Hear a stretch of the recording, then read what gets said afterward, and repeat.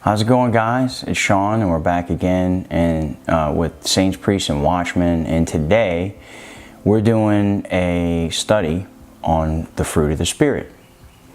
And as you guys know, in our Commands of Christ videos, we've been doing a series on this since we've been in the Hebraic study within Matthew.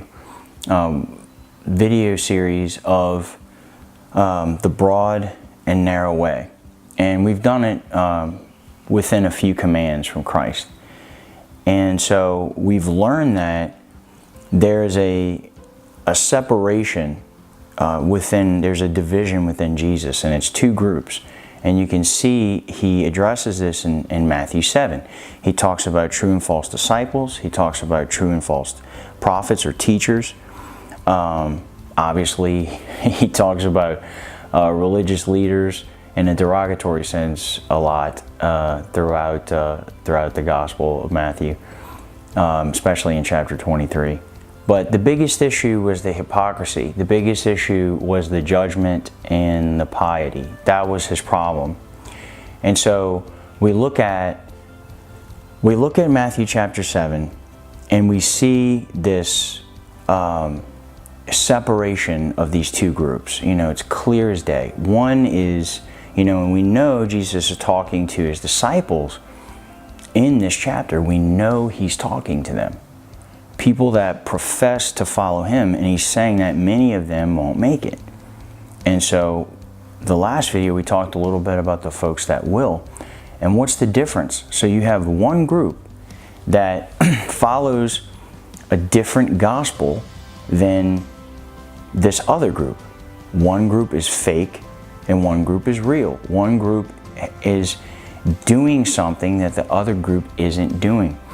And so we talked about the parable of the 10 virgins. And within that, you can see, again, these two groups. One is prepared, one is unprepared. And so when you go into Revelation, you see in chapters 1 and 2 all the issues that Christ has with these assemblies. There's these different assemblies that they have, and within that, there's issues there. And we also see him saying, be hot or cold. If you're lukewarm, I'll spew you from my mouth. He'd rather you be all or nothing. And so in 7, we see the broad way is Christianity. These are people that claim to be his disciples. And today, from the time of the ministry of Paul, this is the pagan ministry, the pagan world. They studied the grace and faith gospel.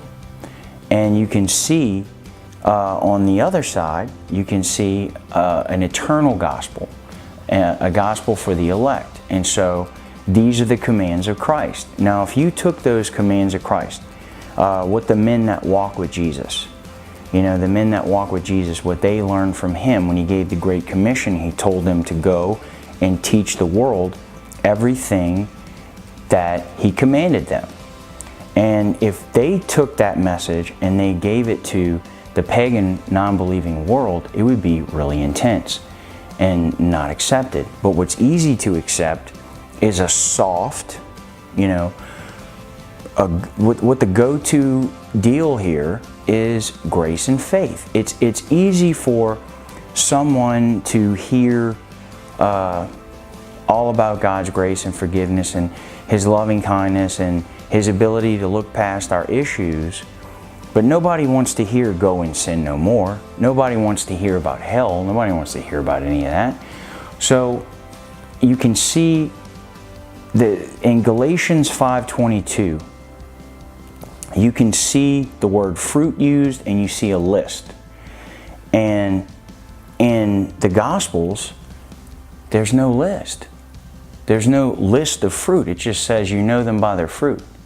So you see people take that statement and they start to measure other people and look at the list, looking at them, seeing what isn't on the list of this other person, instead of looking in a mirror and looking at that list. And so when Jesus says you know them by their fruit, what is the reference there? What is he trying to get you to do? So he's telling you in one place not to judge. For the same measure you use, it'll be used to you. But he's telling you to judge by saying you'll know them by their fruit. Is he warning you about something? Is he telling you to, be careful? What is he saying there? So I wanted to dig into this a little bit today and just show the reality of the situation.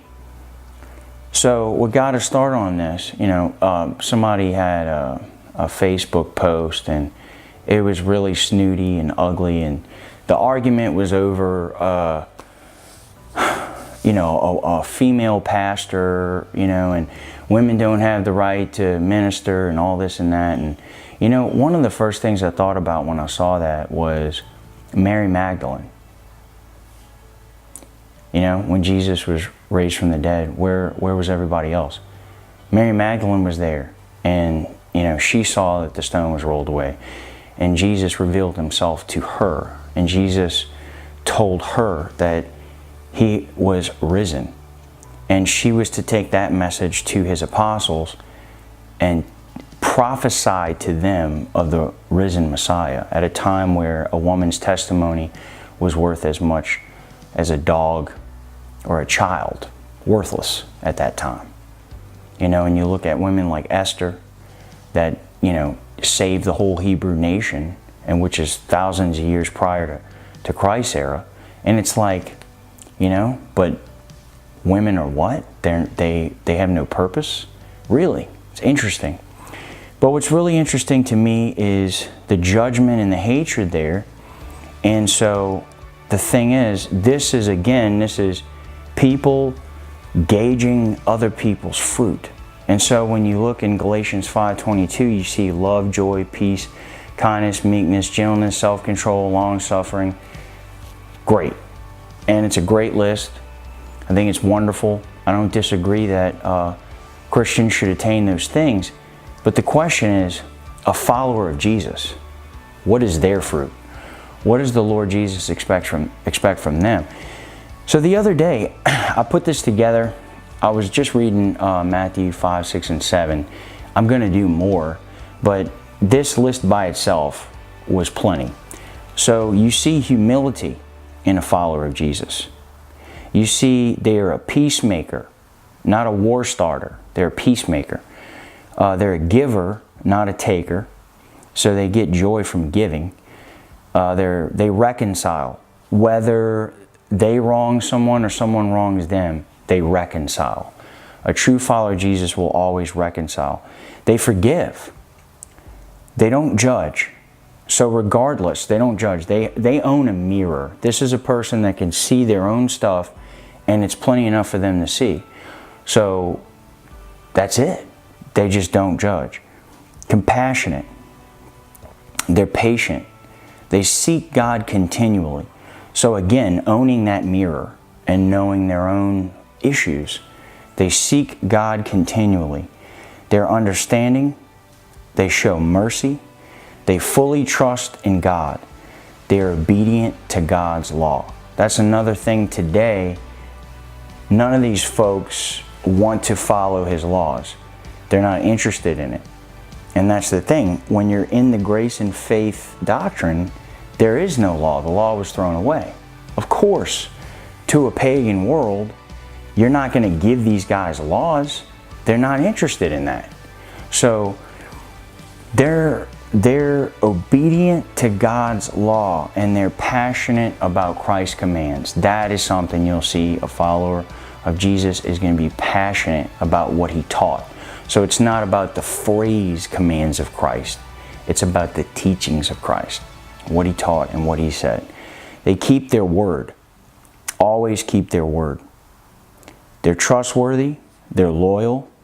They're selfless. They're committed to the harvest. They walk in prayer. They show meekness. They're gentle. They are innocent. And they are wholehearted.